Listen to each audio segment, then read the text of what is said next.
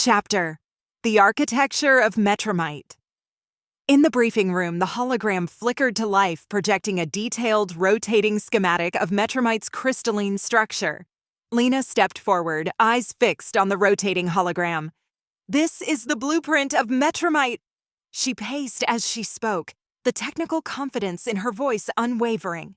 Metromite functions as a Bose-Einstein condensate at room temperature, meaning its atoms exist in a collective quantum state, where energy transfer occurs with near-zero entropy loss. This allows it to maintain perfect superconductivity even in standard atmospheric conditions. Lena turned to the others, adjusting the holographic display to highlight the atomic structure of Metromite. The lattice appeared to pulse as if breathing. But the real magic, not magic, just quantum mechanics, is in its ability to interact with the zero-point energy field. She gestured at a side projection showing fluctuations in the quantum vacuum. Even in the coldest, most empty regions of space, energy exists at a quantum level. Normally, this energy is inaccessible. It's a background hum of reality itself. But Metromite's unique atomic resonance allows it to tap into these fluctuations and extract usable energy. She paused for effect. It's essentially a quantum faucet pulling energy from the fabric of the universe itself. Jace groaned, rubbing his temples. "Lena, I love you. I respect your giant brain. But please, English!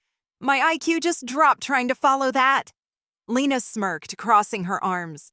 "Okay, imagine a wind turbine. It generates electricity when the wind blows, right?"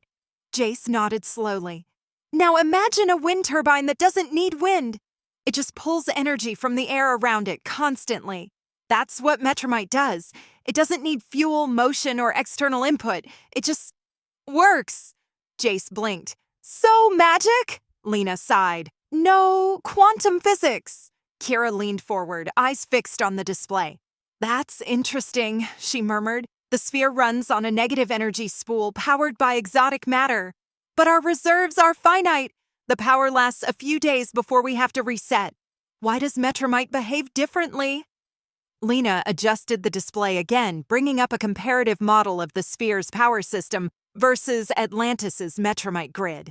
The two energy signatures looked similar but had crucial differences. The sphere, Lena explained, uses exotic matter to create a localized energy bubble. It generates negative energy by distorting space-time, but it's still a closed system, meaning it eventually runs out. She pointed at the Metromite model. Metromite isn't a closed system. It doesn't store energy. It's constantly pulling more from the zero-point field. It's the difference between having a battery and having a fusion reactor directly plugged into the fabric of the universe. Jace exhaled sharply. "Let me guess. You're about to hit me with another metaphor." Lena smirked. "Yep, the sphere's power system is like a water tank. It holds a limited amount of water, and once it's gone, it's gone. You have to refill it." "But Metromite, it's not a tank. It's a faucet connected to the ocean. It never runs out." Jace nodded slowly, his expression shifting from skepticism to realization. "Okay, that actually makes sense." Theo had been silent until now, arms crossed, his gaze dark as he studied the model of Atlantis.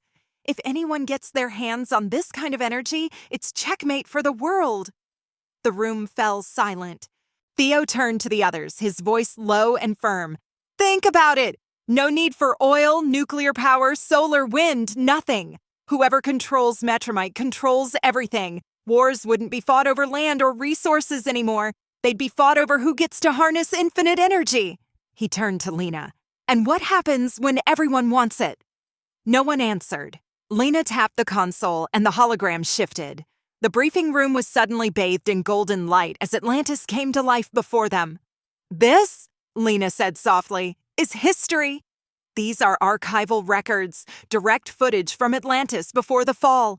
Before their eyes, the breathtaking city unfolded in stunning clarity. Grand towers of white stone and gold, their surfaces inlaid with veins of glowing Metromite, rose into the sky. The streets bustled with life, Atlanteans dressed in flowing, luminescent fabrics moving between open-air markets and gleaming storefronts. Merchants piloted sleek, levitating submarines through transparent waterways that crisscrossed the city, their vessels weaving between floating platforms where citizens dined under the glow of cascading energy conduits. A massive central plaza dominated the city's heart, where shimmering pillars of blue-white energy spiraled into the sky, powering the metropolis. Restaurants and cafes lined the streets, people laughing, toasting drinks in crystalline glasses. Children ran through interactive holographic sculptures, their forms shifting between artistic masterpieces and mathematical impossibilities. In the distance, ornate spires loomed over the skyline, their designs both futuristic and timeless. Grand temples to science, philosophy, and art stood in harmony with engineering marvels. Public transit floated effortlessly through the air, spherical pods gliding soundlessly, leaving trails of shimmering light in their wake. Atlantis was alive, a civilization at the peak of its power. Then, the glitch. The golden hue flickered, the hum of commerce and celebration stuttered. The light began to dim. The sky, once vibrant with the auroras of Metromite's energy field, darkened. The grand towers cracked. The levitating submarines plummeted into the canals, sending tidal waves crashing through the streets. The floating transit pods stuttered midair before plunging to the ground. Buildings, once symbols of power and innovation, crumbled like sandcastles under an invisible force. Darkness spread like a virus, swallowing the city whole. Then, nothing.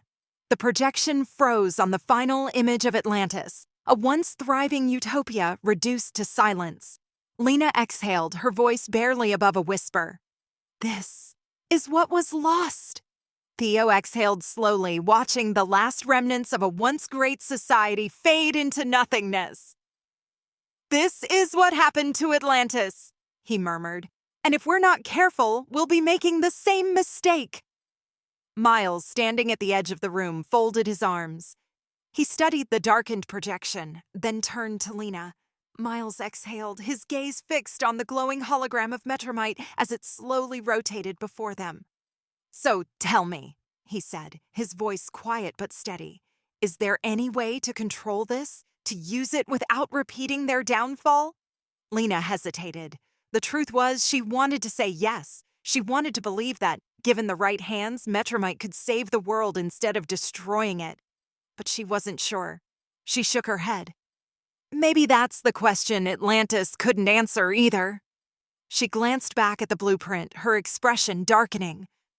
Metromite could solve everything back home. Unlimited energy, a clean environment, a truly green planet.